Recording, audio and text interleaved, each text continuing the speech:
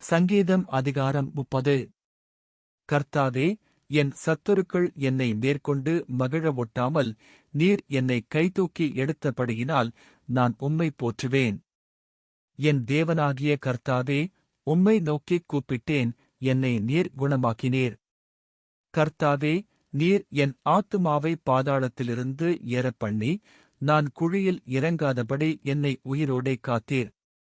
கர்த்தருடைய பரிசுத்தவான்களே, அவரை கீர்த்தனம் பண்ணி, அவருடைய பரிசுத்தத்தின் நினைவுகூறுதலைக் கொண்டாடுங்கள். அவருடைய கோபம் ஒரு நிமிஷம், அவருடைய தயவோ நீடிய வாழ்வு. சாயங்காலத்தில் அழுகை தங்கும், விடியற்காலத்திலே களிப்புண்டாகும். நான் ஒரு காலம் அசைக்கப்படுவதில்லை என்று என் வாழ்விலே சொன்னேன். கர்த்தாவே, உம்முடைய தயவினால் நீர் என் பர்வதத்தை திடமாய் நிற்கப் பண்ணியிருந்தீர்.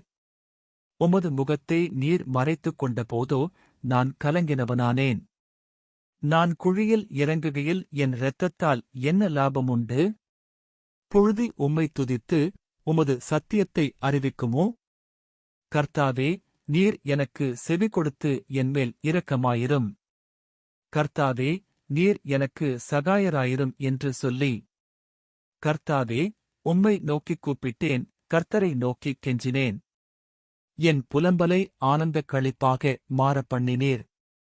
என் மகிமை அமர்ந்திராமல் உம்மை கீர்த்தனம் பண்ணும்படியாக நீர் என் இரட்டை களைந்து போட்டு மகிழ்ச்சியென்னும் கட்டினால் என்னை இடைக்கட்டினீர். என் தேவனாகிய கர்த்தாவே, உம்மை என்றென்றைக்கும் துதிப்பேன். ஆமேன். ஆண்டவர் உங்களை ஆசீர்வதிப்பாராக.